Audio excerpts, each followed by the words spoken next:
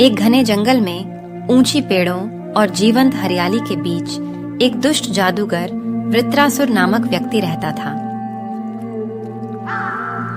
उसके काले जादू और दुर्भावनाओं ने चंद्रपुर गांव पर एक अंधकार डाल दिया था।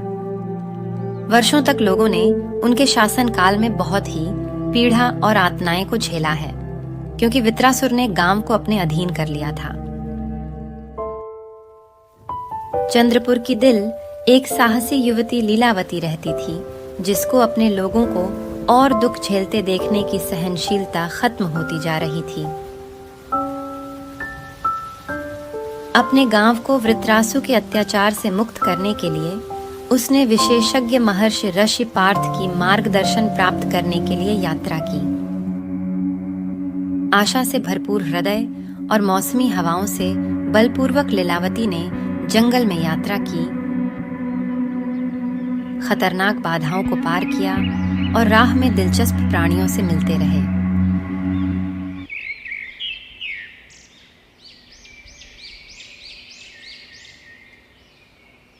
सूर्य के समुंदर में डूबते ही उन्होंने ऋषि पार्थ के शांतिपूर्ण आश्रम तक पहुंच गई।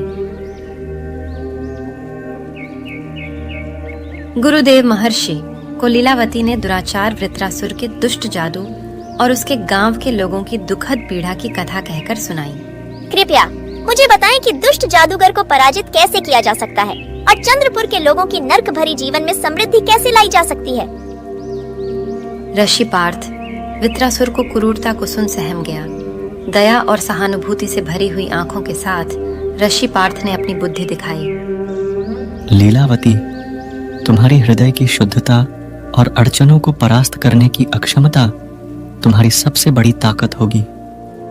वृत्रासुर को पराजित करने के लिए तुम्हें कलिंदी पर्वत पर स्थित ऐतिहासिक एकता की कमली से मिलने की आवश्यकता है।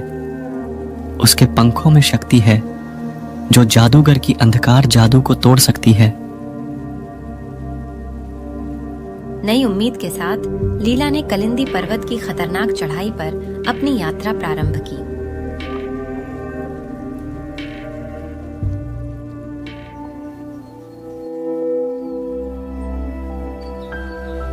रास्ते में उन्होंने एक शरारती बोलने वाले तोते मिथिल से मिलकर उसका साथ दिया, जिन्होंने अपनी साथीपन की पेशेवरी पेश की।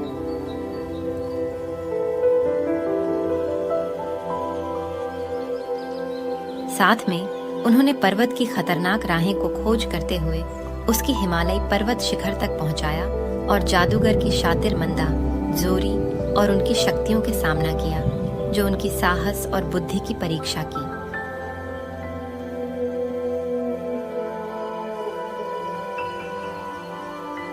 जब उन्होंने आखिरकार शिखर तक पहुंचा तो उन्होंने एक रोशनी से चमकती हुई ऐतिहासिक एकता की कमली की खोज की, लेकिन जैसे ही वह उसे तोड़ने के लिए बढ़ा, वृत्रासुर प्रकट हो गए, उनकी आंखों में क्रोध की भीषणता के साथ।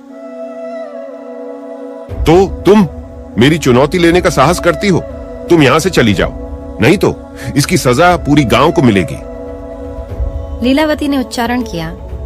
दुष्ट जादूगर, आज से तुम्हारा अत्याचार खत्म हो जाएगा। एकता की शक्ति तुम्हारी अंधकार को हराएगी।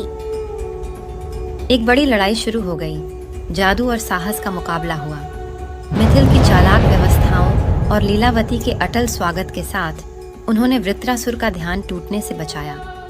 एक चमकदार प्रकाश के झलक में ऐतिहासिक एकता की कमली एक प्रकाशमान परिशिष्ट में बदल गई, जादूगर की काली छाया के अंधकार को दूर कर दिया।